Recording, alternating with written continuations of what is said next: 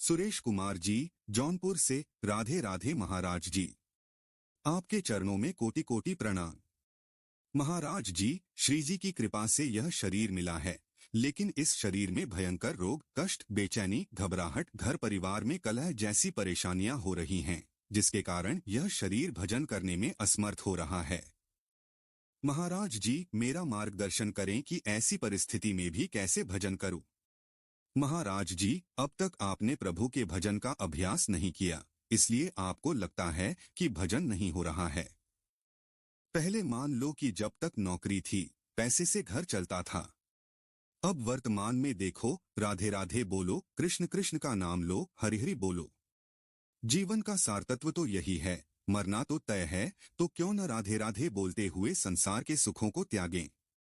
जब भगवान से चित्त जुड़ता है, तब जो आनंद प्राप्त होता है, उसी आनंद के बल से माया पर विजय प्राप्त की जा सकती है। यही करोगे तो भोगोगे। लोग क्या कहते हैं, उसे सुनो और निकाल दो। गुरुजी कहते हैं कि यदि शरीर छूटे भी तो मैं खुश हूं। फिर भी तिल तिल करके इसे काटते, भूंजते, भोगते रहोगे। अच्छा है, मनुष्य शरीर में अभी हरि का नाम लो, राम राम, कृष्ण कृष्ण कहो और राधे राधे का नाम लेते हुए भगवान की प्राप्ति करो। जितनी श्वासें हैं, उनमें राधे राधे बोलो, भगवत प्राप्ति निश्चित है। बैठने की जरूरत क्या है?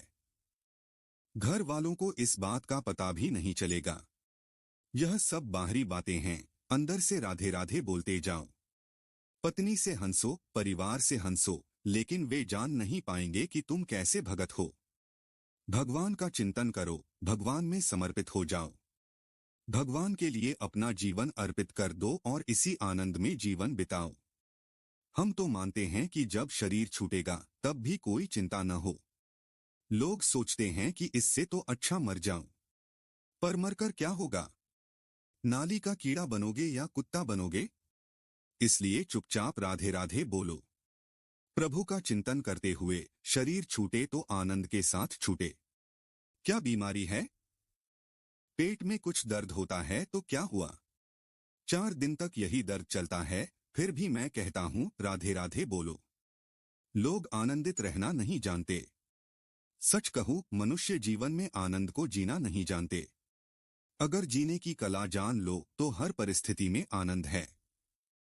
देखो, मरने की तैयारी में भी बैठे हैं, लेकिन जरा भी शोक नहीं, चिंता नहीं, कष्ट नहीं।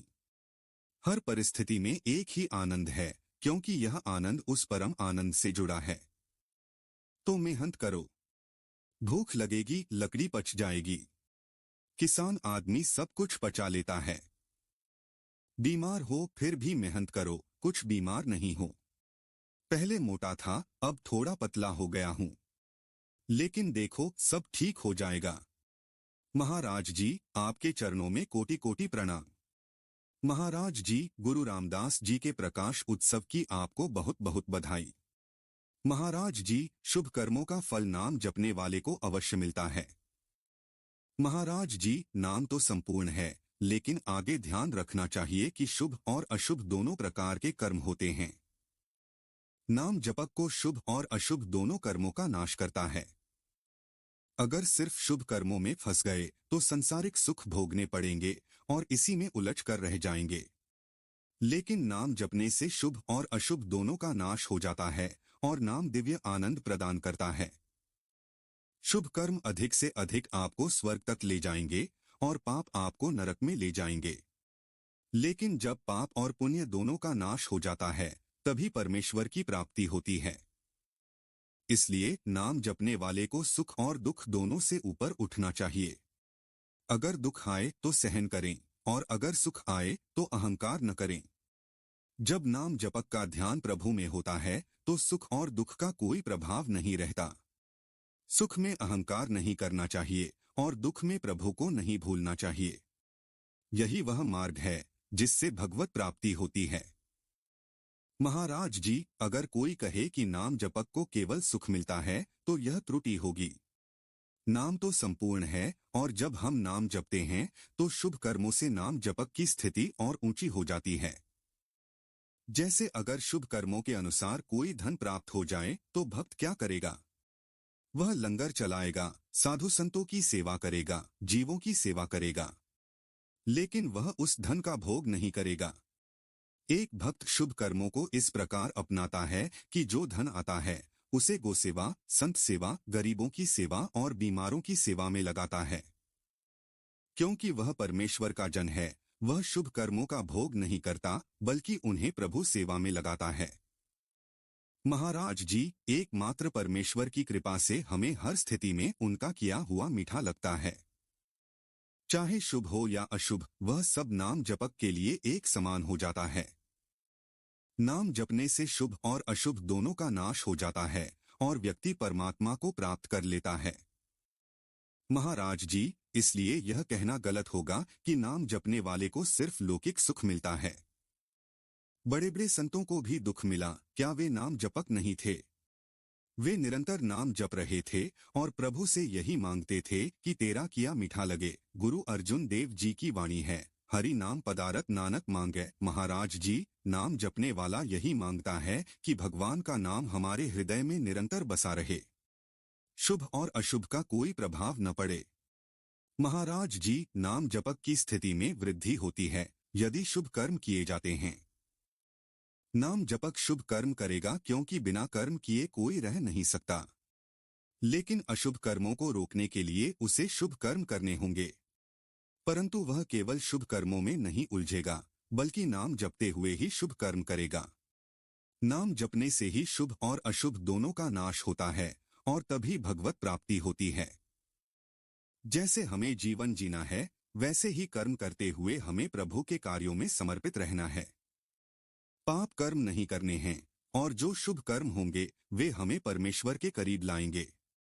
महाराज जी, जो लोग प्रणाम कर रहे हैं, भोजन दे रहे हैं, वस्त्र दे रहे हैं, वे सब हमारे शुभ कर्मों का फल ले रहे हैं। और जो लोग निंदा कर रहे हैं, अपमान कर रहे हैं, रोक दे रहे हैं, वे हमारे पापों का नाश कर रहे हैं। महाराज जी, इसलिए नाम जपक को शुभ और अशुभ दोनों से ऊपर उठकर केवल प्रभु की कृपा में रहना चाहिए। हम केवल भगवान के नाम का कीर्तन कर रहे हैं। ओम क्लीं देवा काम देवा से हम आरंभ करते हैं। जब हम भगवान के 1000 नामों का कीर्तन करते हैं तो परम मंगल हो जाता है। अगर हम किसी विशेष कामना को पूर्ण करने के लिए अनुष्ठान करते हैं तो संगोपांग विधि का पालन करना चाहिए। लेकिन यदि आप केवल भगवान के नाम का कीर्तन करते हैं तो वह भी पूर्ण रूप से मंगलकारी होता है। भगवान के 1000 नाम हैं और उनका उच्चारण करने मात्र से सभी पाप नष्ट हो सकते हैं। यदि आपको संस्कृत आती है तो आप भगवान के इन नामों का संस्कृत में उच्चारण करें। यदि नहीं तो भी कोई बात नहीं, क्योंकि भगवान का नाम समर्थ है। नाम संकीर्तनमस्य सर्व पाप प्रणाशन। हम भगवान के नाम का कीर्तन कर रहे हैं और जब कोई विशेष विधि या अनुष्ठान नहीं कर सकते तब भी भगवान का नाम मात्र से सभी पाप नष्ट हो जाते हैं। भगवत प्रेम भी प्राप्त हो जाता है। स्वामी गुरजेशानंद जी महाराज, भगवान के नाम का कीर्तन करने से ही पापों का नाश होता है, भगवत प्रेम प्राप्त होता है। जो भक्त निरंतर भगवान का स्मरण करता है वह बाह्य और आंतरिक दोनों से पवित्र हो जाता है। भगवान के नाम का स्मरण करने मात्र से पापों का नाश हो जाता है और भगवत प्राप्ति का मार्ग खुल जाता है। स्वामी जी, लेकिन हाँ, जो सकाम व्यक्ति हैं उन्हें अनुष्ठान की विधि और प्रक्रिया का पालन करना चाहिए। किसी आचार्य से करवाना या स्वयं करना दोनों ही उचित हैं। लेकिन जो निष्काम हैं उन्हें किसी विधि की आवश्यकता नहीं होती। उनका भगवान के नाम का कीर्तन ही उन्हें सभी पापों से मुक्त कर देगा। कई बार सत्संग करते समय भगवान की लीला का चिंतन होता है, लेकिन जब हम एकांत में भगवान की लीला का चिंतन करते हैं तो उतना आनंद क्यों नहीं आता? इसका कारण यह है कि अभी हमारा अंतःकरण पूरी तरह योग्य नहीं हुआ है। एकांत में ही साधक की असली परीक्षा होती है।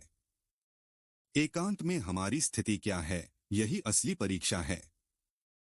जब हम समाज में होते हैं तो सतोगुणी भाव जागृत होता है, लेकिन एकांत में जब कोई नहीं देख रहा होता तब हमारी वास्तविक स्थिति सामने आती है। समाज में लोगों के सामने हम भले ही साधु वेश में बैठे हों, लेकिन एकांत में हमारी स्थिति कैसी है, यह ज्यादा महत्वपूर्ण है। समाज में हम अच्छा व्यवहार कर सकते हैं, लेकिन एकांत में जब कोई नहीं देखता तब हमारी वास्तविकता का पता चलता है। एकांत में हमारी स्थिति ही असली मानी जाती है। समाज में जब हम भगवान की चर्चा करते हैं तो आंसू भी आ सकते हैं, लेकिन एकांत में वह भाव नहीं आता तो समझिए कि अभी हमारी साधना में कमी है।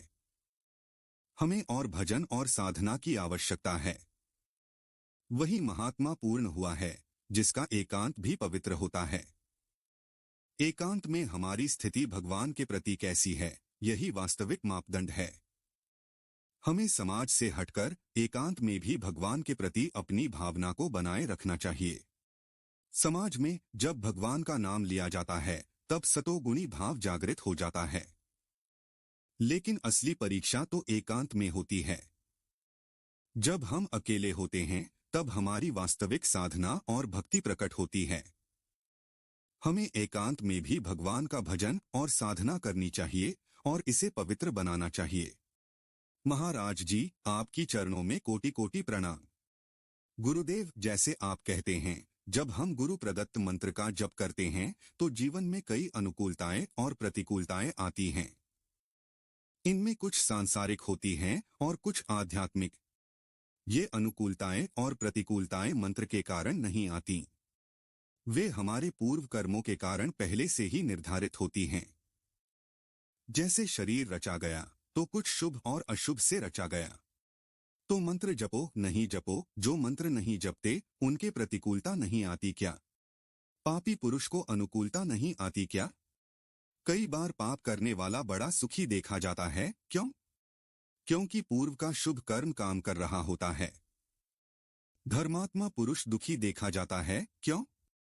क्योंकि उसके पूर्व के अशुभ कर्म फल दे रहे होते हैं। पाप काम कर रहा होता है। भजन पाप और पुण्य दोनों को नष्ट कर क्षमत्व प्रदान करता है। भजन दुख और सुख में समान भाव प्रदान करता है और परम आनंद, भगवदानंद, प्रेमानंद प्रदान करता है। जो शम परमात्म स्वरूप है वह सुख दुख से परे है। ये तो पूर्व प्रारब्ध के अनुसार है। कभी कभी तुक्का लग जाता है, भजन शुरू किया और बड़ी अनुकूलता आ गई। यह बहुत फलदायी हो रहा है, हमारी बड़ी श्रद्धा है। लेकिन ये सच्ची साधना नहीं है, क्योंकि अनुकूलता के साथ साधना नहीं मापी जा सकती।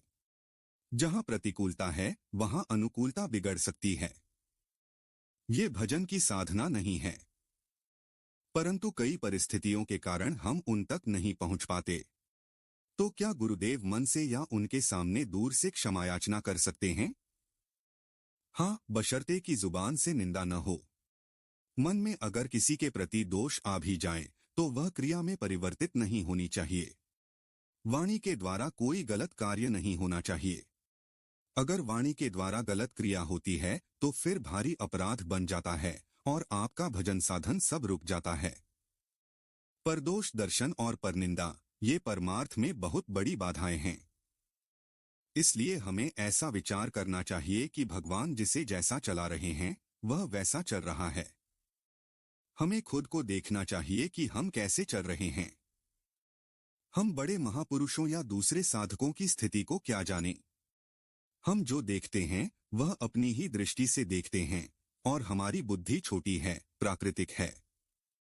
एक संत थे, उनकी ऐसी स्थिति थी कि वे दिगंबर घूमते थे और शरीर की शुद्धता की परवाह नहीं करते थे। जब लोग आते तो वे कहते, बच्चा तुम्हारे गाय हैं। वे बाहरी व्यवहार में बालकवत थे, लेकिन ब्रह्मानंद में डूबे हुए थे। महापुरुषों की लीलाएं बालवत होती हैं, जिन्हें समझा नहीं जा सकता। वे इंद्रियातीत होते हैं, जबकि हम इंद्रियों और बुद्धि के अधीन होते हैं। इसलिए हमें बड़े महापुरुषों को मानसिक प्रणाम करना चाहिए और उनके दोष नहीं देखने चाहिए। यह सोचना चाहिए कि भगवान इनको भी बुद्धि देंगे, कल भगवान इन्हें भी सही मार्ग पर ले आएंगे। दोष देखने से कोई फायदा नहीं होता, अपना सुकृत नष्ट हो जाता है। परनिंदा से कुछ हाथ नहीं लगता और मूर्ख व्यक्ति पाप का भार अपने साथ ले चलता है। इसलिए हमें कभी किसी के दोष नहीं देखने चाहिए और किसी की निंदा नहीं करनी चाहिए। जो भजन कर रहे हैं वही हमें आगे बढ़ाएगा और निंदा करने से भजन ठहर जाएगा। भजन, व्रत, जपमाला, मंत्र जाप से ही जीवन सार्थक होता है।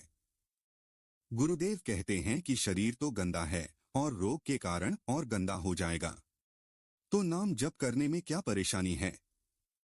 चाहे काउंटर से करो, माला से करो, जबान से करो, लेकिन नाम जप करो।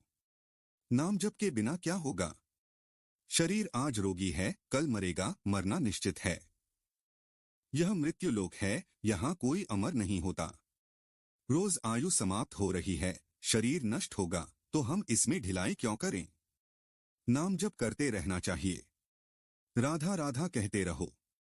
हमें चाहिए नाम जप, भगवद स्मरण। चाहे अंगुली से गिनकर करो, काउंटर से करो, माला से करो, श्वास से करो, आंतरिक चिंतन से करो, जैसे भी हो भजन होना चाहिए। भजन हो रहा है तो सब ठीक है, सब मंगल है।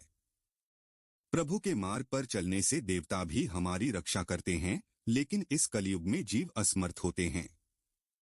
इसलिए असाधारण भजन करने वालों को डर होता है कि देवता कहीं उनके अधिकार को न छीन लें। जैसे विश्वामित्र ने नया स्वर्ग बनाने की शुरुआत कर दी थी। जब कोई तप करता है तो देवताओं को भय लगता है। देवता भगवान थोड़ी हैं, उनमें भी ईर्ष्या होती है। देखो देवराज इंद्र ने क्या किया था। गौतम ऋषि की पत्नी अहिल्या के साथ जाकर पाप किया। फिर गौतम ऋषि ने उसे शाप दे दिया। देवता भी भगवान नहीं हैं। खास वस्तु तो श्री भगवान हैं, जिनके चरणों का आश्रय लेने से सब दोष नष्ट हो जाते हैं। ईर्ष्या साधारण बात है, लेकिन साधक को इसे मिटाना चाहिए। आकाश बहुत बड़ा है, जितनी पतंग उड़ाओ उड़ाओ, दूसरे की पतंग काटने की क्या जरूरत है। ईर्ष्या देवताओं में भी होती है, ऋषिमुनियों में भी होती है और मनुष्यों में भी। लेकिन जो भगवत प्राप्त महात्मा हैं, वे ईर्ष्या मुक्त होते हैं। शिष्य ने गुरु को जहर दिया, गुरु ने शिष्य को जहर दिया, ऐसे अनेक उदाहरण हैं। इसलिए हमें ईर्ष्या से बचना चाहिए। भगवान के प्रेमीजन ही सच्ची सहायता करते हैं। भगवान के चरणों का आश्रय लेकर ही जीवन सफल हो सकता है।